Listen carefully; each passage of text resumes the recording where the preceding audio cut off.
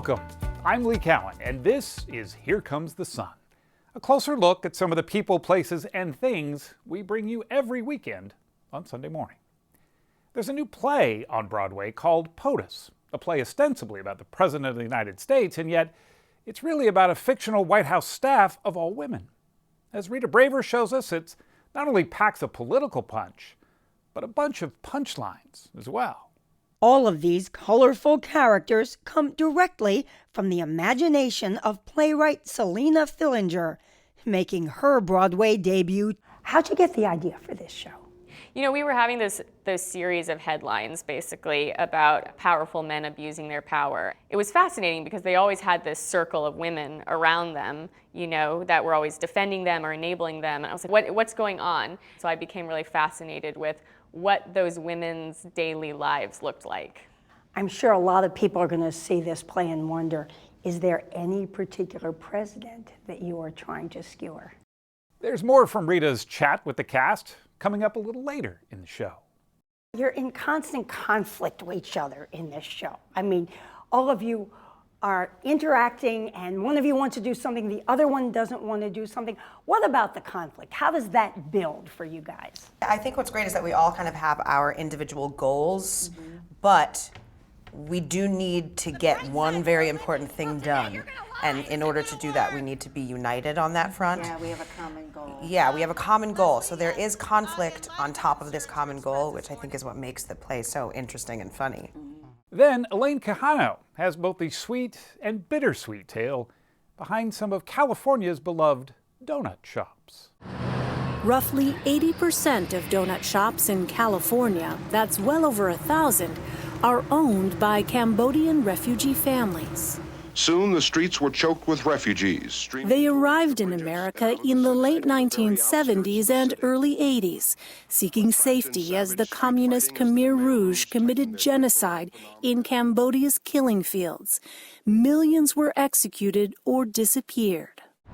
Many who escaped settled in California and found work in donut shops. That's all coming up right here on Here Comes the Sun.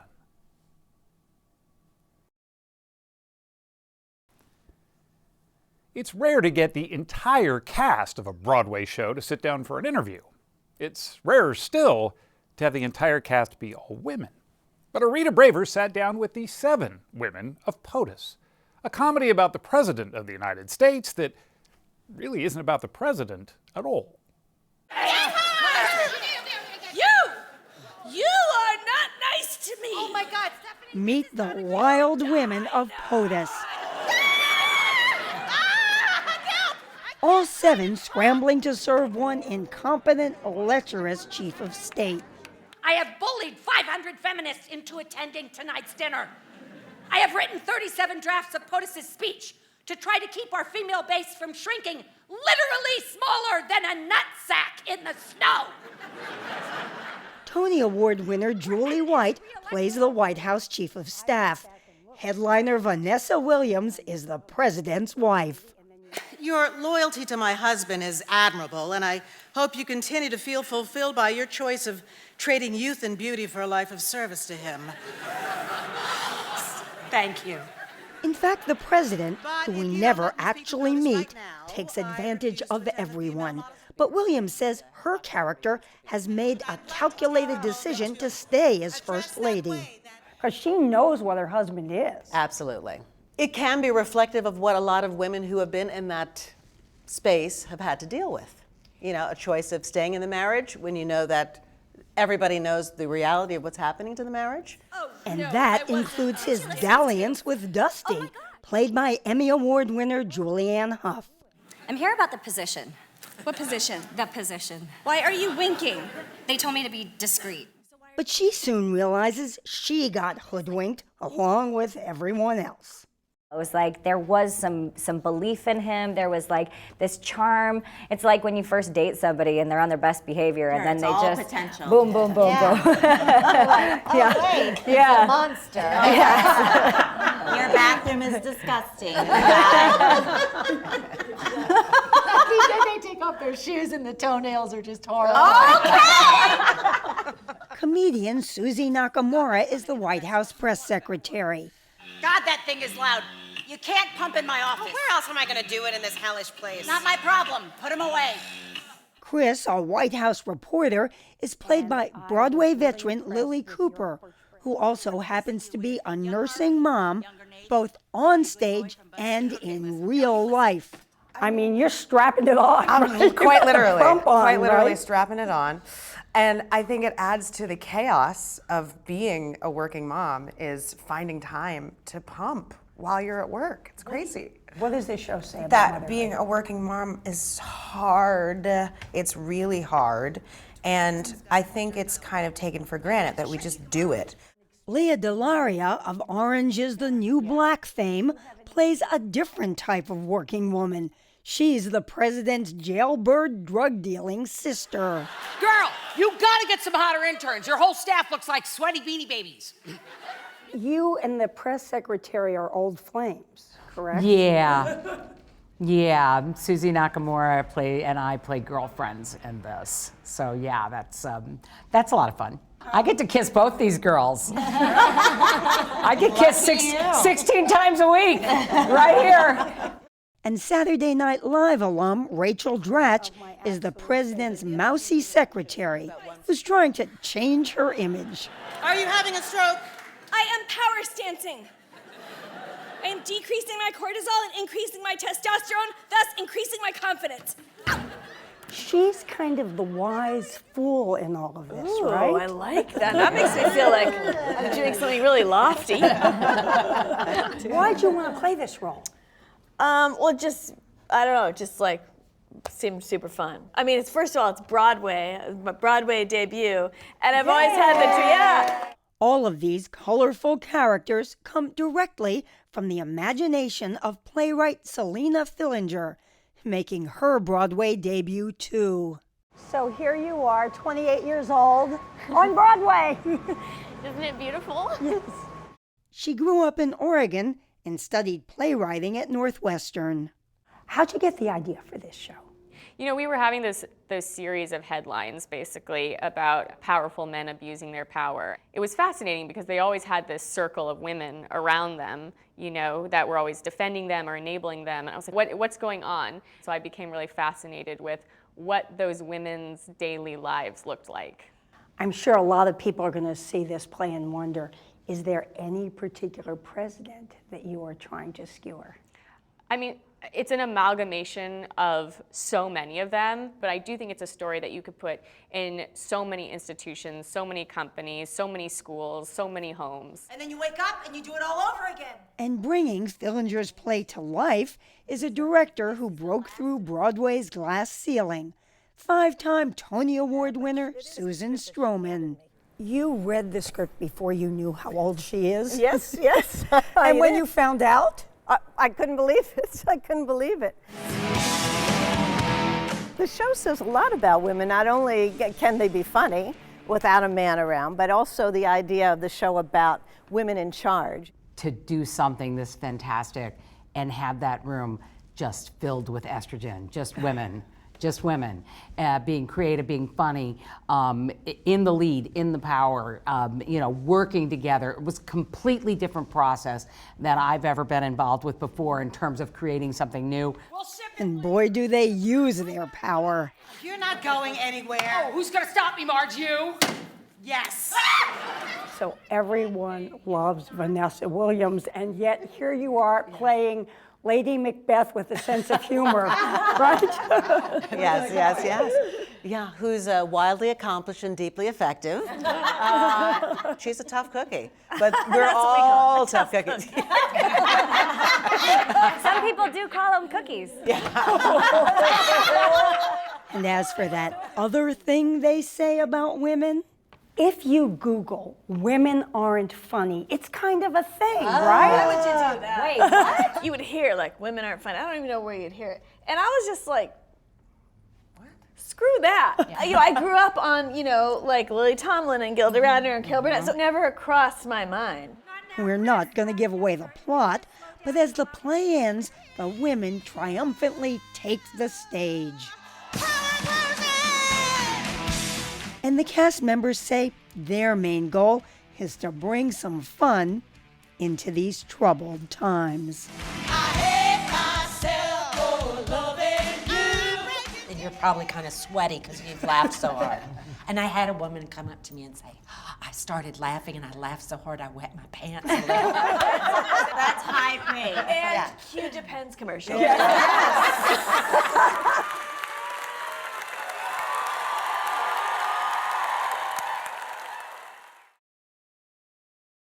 More from the cast of POTUS coming up in just a few minutes. But up next, a fascinating story that may have you thinking a little differently about your morning donut.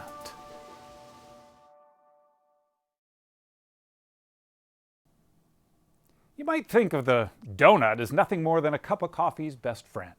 But in California, the donut is much more than a simple breakfast treat, as our Elaine Quijano is about to tell us. Hi, how are you? What can I get for you?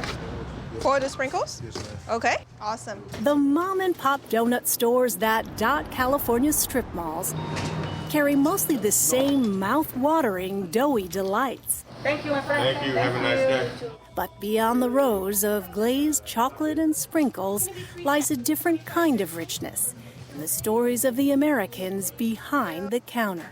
Hi, come on in. Roughly 80% of donut shops in California, that's well over 1,000, are owned by Cambodian refugee families. Soon the streets were choked with refugees. They arrived in America in the late 1970s and early 80s, seeking safety as the communist Khmer Rouge committed genocide in Cambodia's killing fields. Millions were executed or disappeared. Many who escaped settled in California and found work in donut shops. We immigrated right after the genocide. Teresa Ngo owns Blinky's Donuts. Her family has owned donut stores since the 1980s. I mean, at the beginning, once you get here, you don't speak the language and you have family that offers you a job. And next thing you know, they've been doing it for their whole life. And sometimes it's a few generations at a time. There weren't a lot of resources that were really offered to refugees, and so they had to figure out how they could support each other. Erin Curtis is an LA historian with the Lucas Museum of Narrative Art. California has had a long history of donut culture, and it's become even more famous, I would argue, in the last 40 years or so, and that's really due to Cambodian refugees who kind of came in and expanded the donut culture here in Southern California very greatly. Fair to say it's part of American culture then. Yeah, absolutely. A culture which now includes the pink donut box. Decades ago, Cambodian store owners bypassed expensive white boxes for cheaper pink boxes, which fit a dozen donuts perfectly. The move not only saved thousands of dollars, it also created an icon of sweetness. I probably learned how to fold a donut box, a pink donut box, before I learned my ABCs. Dorothy Chow manages a donut supply company. The daughter of Cambodian refugees, she grew up working in several of her parents' stores. Nice to see you. And considers herself a donut kid. I mean, there were some days that I worked maybe 12, 13, 14-hour days. But then now as I'm older, I can look back at it with pride. Like I am a part of something bigger. I am part of this whole journey that our parents have been on. They came here with nothing. They needed all the help that they could with the donut shop, and we were there to help them and support them whenever we can. A story which is now being unboxed. That common shared experience of the donut is very American.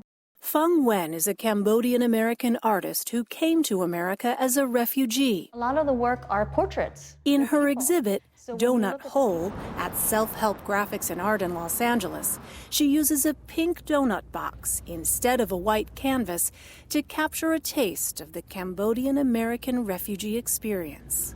It's not canvas, it's a throwaway cardboard box. Underneath the sweet of the donut is actually intergenerational trauma and pain. Phung's art focuses in large part on the second generation. She juxtaposes childhood images of donut kids with the portraits of the adults they've become. And it's only this generation born in the United States to tell their parents, look, we want to honor you. You never had the time to even think about what you've been through. And we want to take this time to honor your story because you didn't have the time to write about it. One of her portraits, Dorothy Chow. When you saw your portrait, what did you think? I had a sense of pride. I think maybe for the first time, I felt like growing up in America and maybe making the sacrifices that I did as a child was finally being seen. Now, as an adult, Dorothy herself sees things differently, like the pink boxes she once folded as a little girl. What do these donut boxes represent to you? These donut boxes are an example of resilience and a representation of the refugee experience here in America.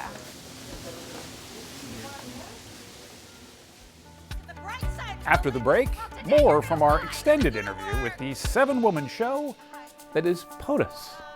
We'll be right back.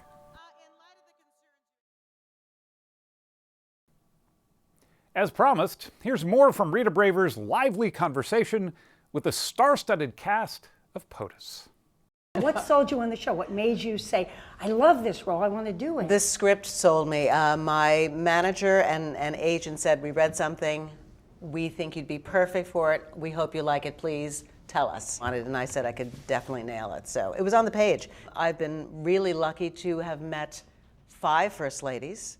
Myself, first one being Nancy Reagan, then Barbara Bush, Laura Bush, of course Michelle Obama, Hillary, and watch them make a mark on the world and be able to bring some nobility to the role, because it is a farce. We're talking comedy and it's big laughs, but there is a certain elegance that I have to bring to the character because of that position. So is that hard? Because you have to be, at the same time, this elevated First Lady, and then you also have to be kind of down and dirty at the same time?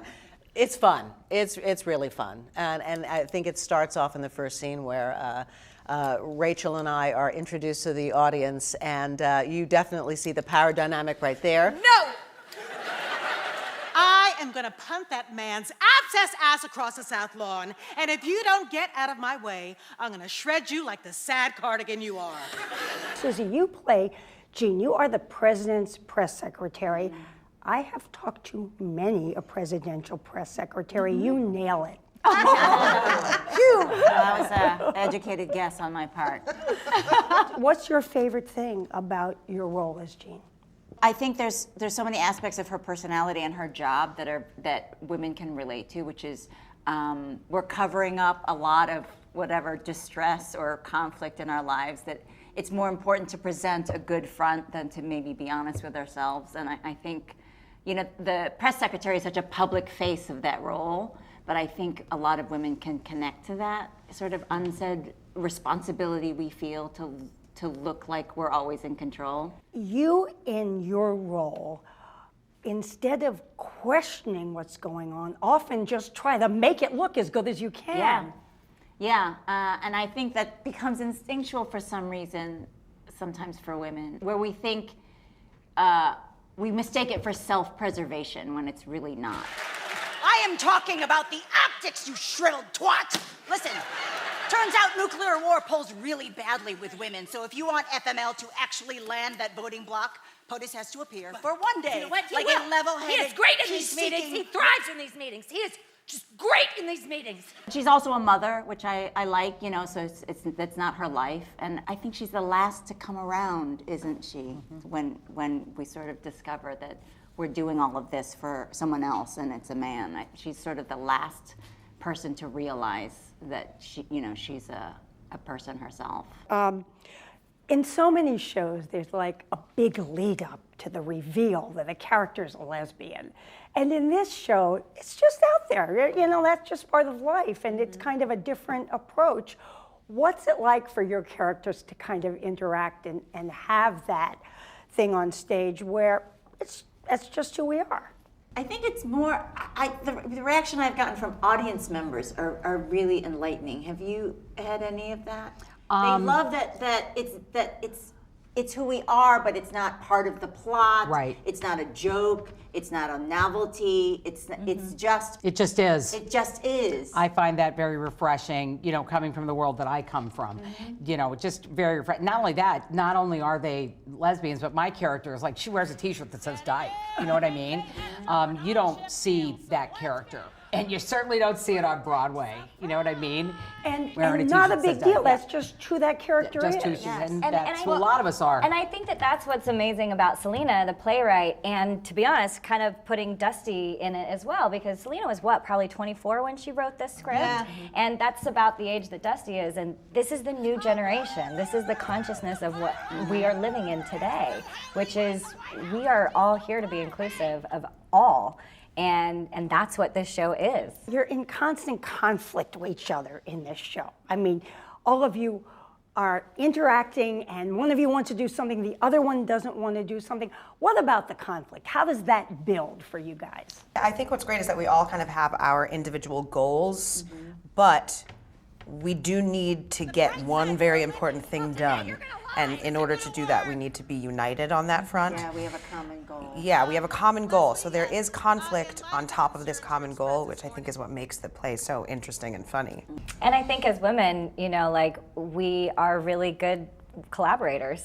And so if we're gonna go in the other direction, it's like, I'm gonna do it on my own and I'm gonna leave y'all to dust and I'm gonna just do my thing and have my own agenda. But when you come together and you unify that way, which is what this beautiful group of women do, you know, good things can happen. I'm just gonna say back to, like, just to bring up Selena again, I love how Selena wrote your character, because when you first see Dusty come out, it's just easy to dismiss her as like, the hot promiscuous, yeah, exactly. Yeah. And then there's so much more to her than that. I thought that was like she has a big heart. She has a big heart, but she's smart, and she believes in things that are being shifted in the world today. And she's a feminist. And she's a feminist, and she's super capable. Super capable. Finally, by the end, Harriet says to her, "You are an extraordinary woman." And I think that, you know, she's never really felt that from another woman. She's only been you know, valued for the other things, that whether it's the good looks or the charm or the bubbliness, and